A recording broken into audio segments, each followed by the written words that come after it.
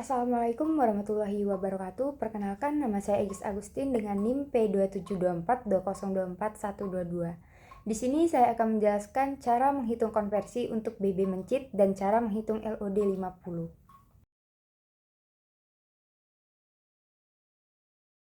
Jadi kan di soal ini udah diketahui BB mencitnya 32 gram, dosis lazimnya 50 mg. Jadi volume yang dibuat itu 50 mili. Volume yang diberikan pada mencit itu 0,4 mili. Nah, untuk bobot total serbuk itu udah diketahui 143,35 mg. Untuk kekuatan sediaan itu 50 mg. Jadi ini kita konversi mencit dulu untuk BB 20 gram.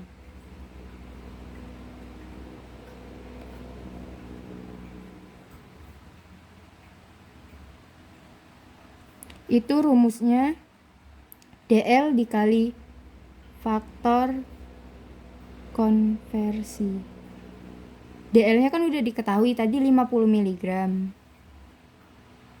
Dikali dengan faktor konversinya 0,0026. Itu hasilnya 0,13 mg. Nah, ini kita konversi ke BB32.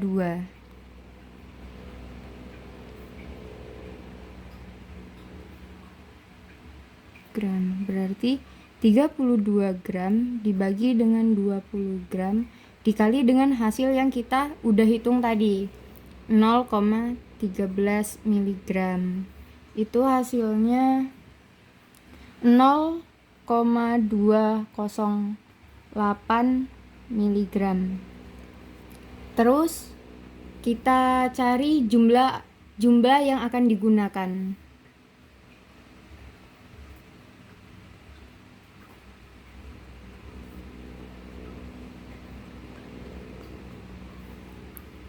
Itu dari volume yang dibuat itu 50 mili dibagi dengan volume yang diberikan 0,4 mili dikali dengan yang kita hitung tadi 0,208 mg.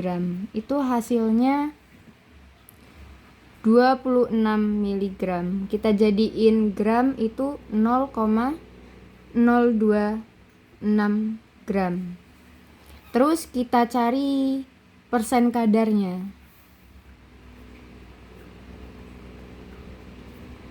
Itu yang tadi 0,026 gram dibagi dengan 50 mili dikali dengan 100%. Hasilnya 0,052%. Terus ini kita cari jumlah serbuk yang dibutuhkan.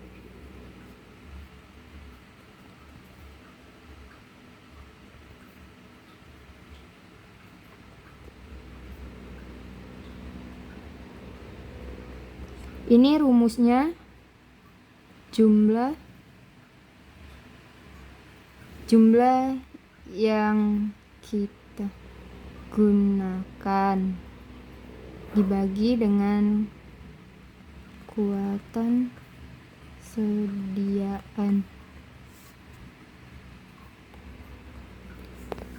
Jumlah serbuk yang Nah, ini yang mau kita cari dibagi dengan bobot total serbuk.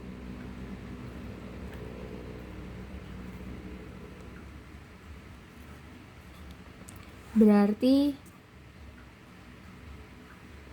jumlah yang kita gunain itu kan 26 mg dibagi dengan kekuatan sediaan tadi ini 50 mg.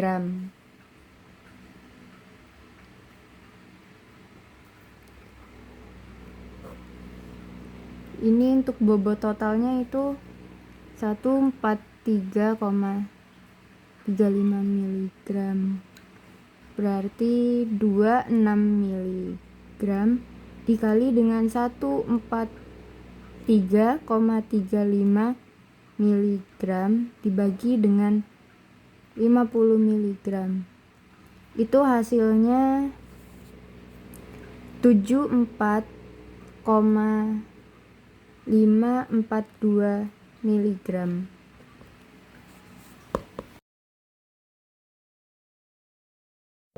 Jadi untuk konversi mencit BB 20 gram itu pakai rumus DL dikali faktor konversi. Nah, untuk faktor konversi itu udah ketetapan jadi 0,0026. Jadi 50 mg dikali 0,0026 itu hasilnya 0,13 mg.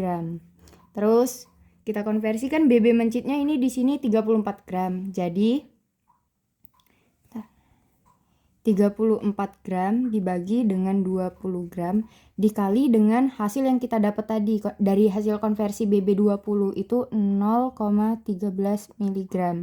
Nah, ini kan di sini BB mencit kita 34 gram. Jadi 34 gram dibagi dengan 20 gram dikali dengan hasil konversi dari 20 gram tadi. Ini 0,13. Untuk hasilnya itu 0,221 mg. Terus kan untuk volume yang digunain itu yang dibuat kan 30 mili. Jadi yang dikasih mencit itu 0,3 mili. Berarti 30 mili dibagi 0,3 mili dikali dengan 0,221 miligram. Hasilnya 22,1 mg. Ini dijadiin ke gram, itu jadinya 0,0221 gram. Terus kita ngitung kadar, persen kadar. Itu yang ini yang tadi dijadiin gram itu 0,0221 gram dibagi dengan 30 mili dikali dengan 100%. Itu hasilnya 0,0736%. Terus menghitung jumlah serbuk yang dibutuhkan. Rumusnya jumlah serbuk yang digunakan ini jumlah kekuatan sediaan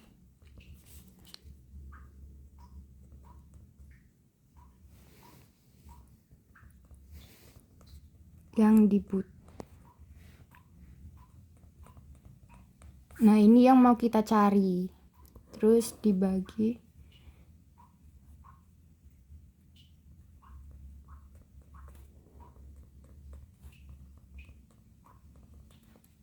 gunain 22,1 mg dibagi dengan ini jumlah kekuatannya ini 50 mg.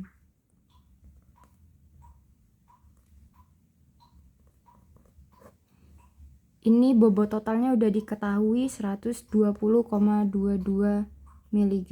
Jadi 2,1 mg dikali dengan 120,22 mg dibagi dengan kekuatan itu 50 mg. Hasilnya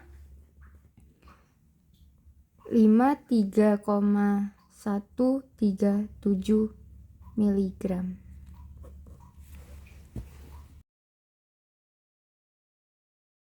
Nah, di sini kita akan menghitung nilai LD50. Itu kan udah diketahui dosis terkecilnya itu 8 mg per kgBB. Untuk kelipatannya 2, terus faktor kematiannya 1. Urutan kematian 0, 2, 4, 6. Nah, ini rumusnya log M sama dengan log D ditambah D.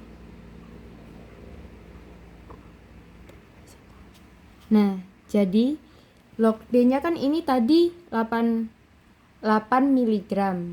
Nah, ini kita log dulu ya. Caranya gini. Log ini kan tadi 8 sama dengan 0,903.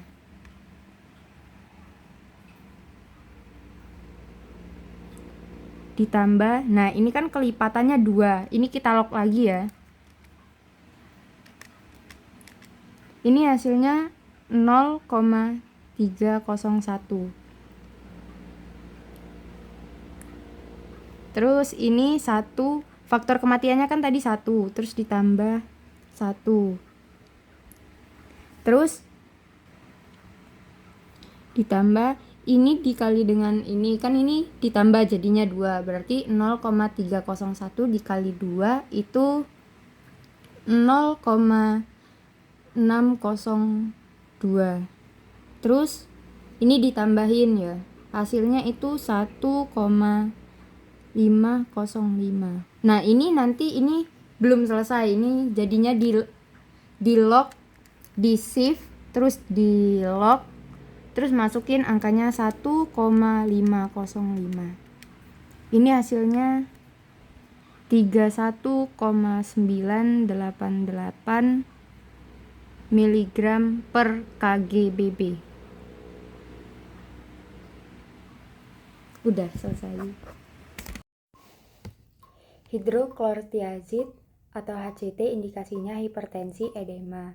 Untuk cara minumnya diminum 1 kali sehari pada pagi hari. Untuk efek sampingnya gangguan elektrolit, hipokalesemia, hipotermia, sama hipomagnesemia. Untuk interaksi obat dapat mengurangi efek diuretik dan antihipertensi. Jika diberikan bersama OANS dapat mengurangi efek terapeutik antidiabetik. Kontraindikasi hipersensitif, hipokalemia, refraktor, hiperkalesemia, gangguan ginjal berat, kehamilan, menyusui. Spironolakton indikasinya hipertensi, edema,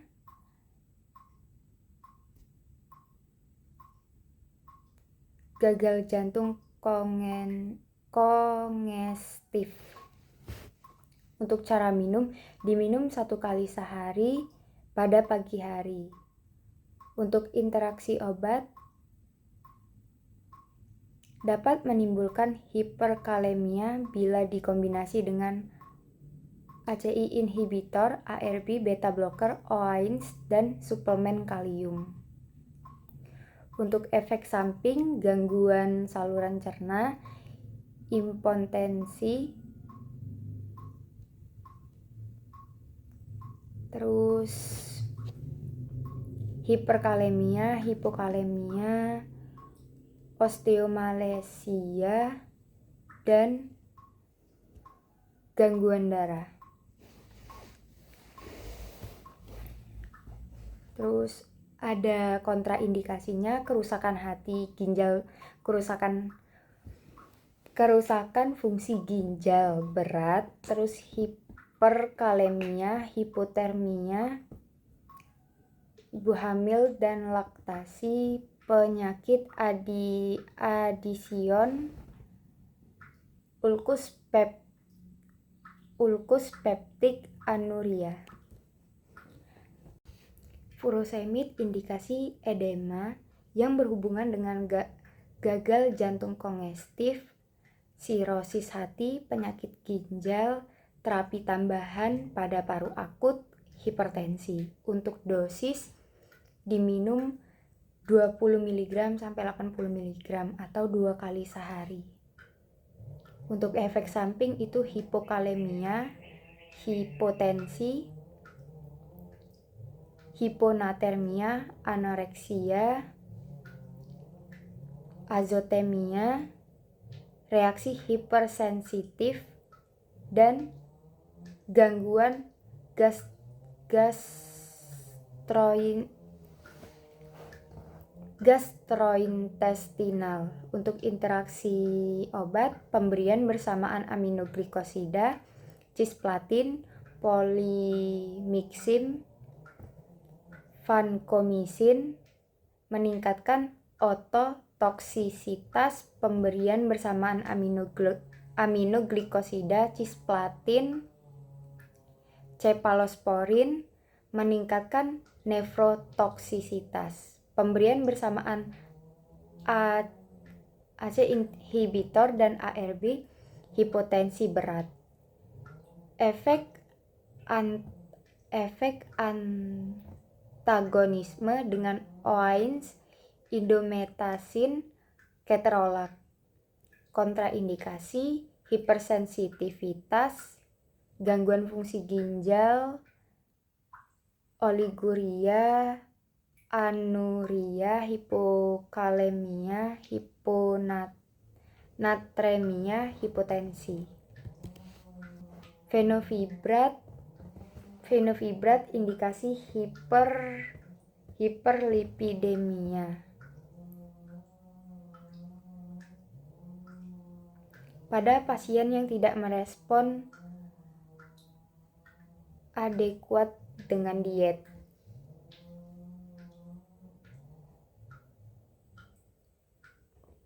Diminum 1 kali, itu untuk dosisnya 200 sampai 400 mg per hari. Efek samping kolelithiasis, agranulositosis, trombositopenia, hipersensitivitas, miopati, rhabdomyolisis, pankreatitis,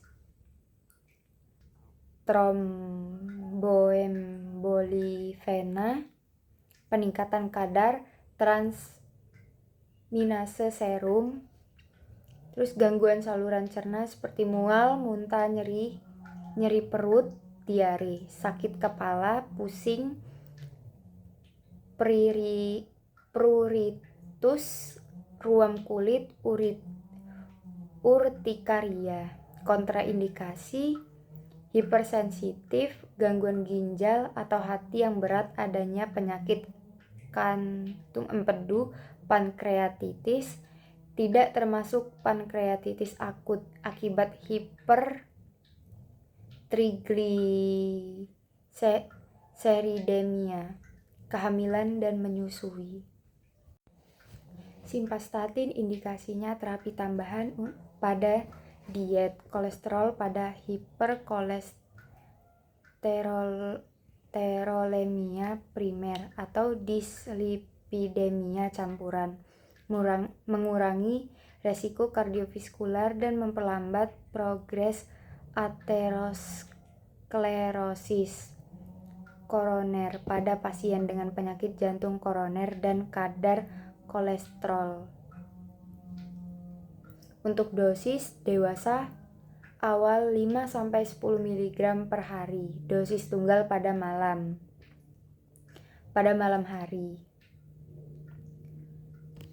Dosis dapat disesuaikan dengan interval 4 minggu, maksimal 40 mg per hari sebagai dosis tunggal di malam hari. Untuk efek samping, miopati dan rhabdomyolisis, sakit kepala, pusing, terus perubahan uji fungsi hati, disfusi ereksi. Untuk interaksi obat dapat meningkatkan resiko miopati dan rhabdomyolisis jika digunakan bersamaan amiodaron, amlodipin, verapamil. Kontraindikasi pasien dengan penyakit hati yang aktif kehamilan,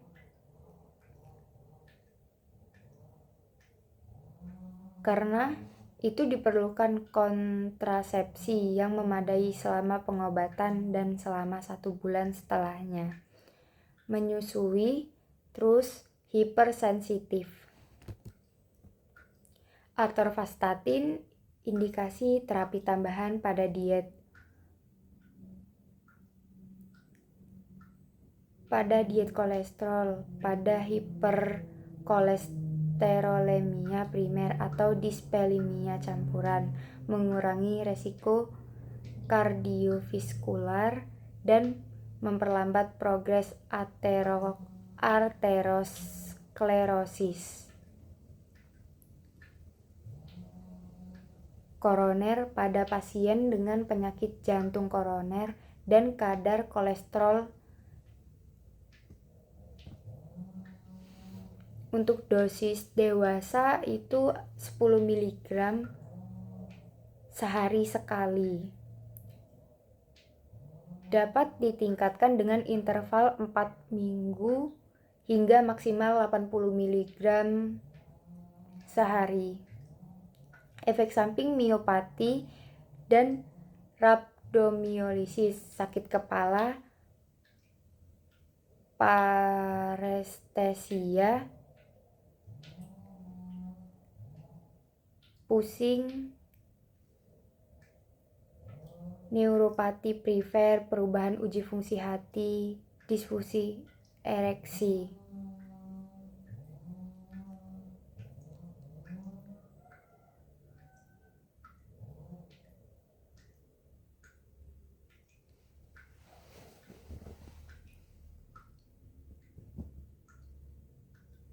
Interaksi obat dapat meningkatkan risiko miopati dan rhabdomyolysis jika digunakan bersamaan dengan amiodaron, amlodipin, verapamil, diltiazem, dapatomisin, colchicine, terus protase inhibitor, gemfibrozil,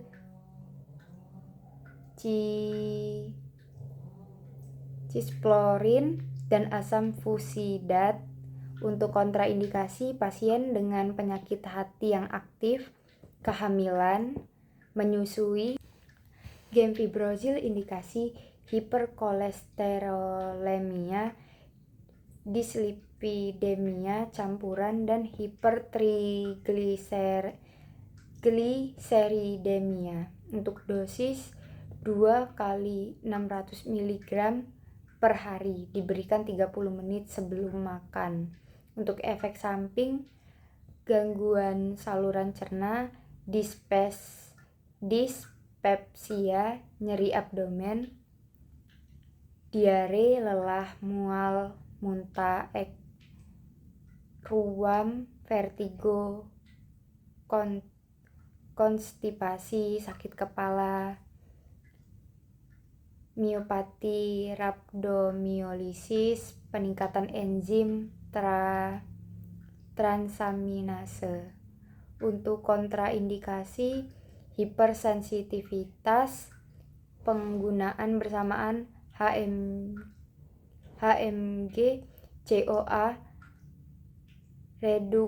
reduktase inhibitor, gangguan fungsi hati dan ginjal berat, penyakit kantung empedu, statin, dan repaglinit, laktasi.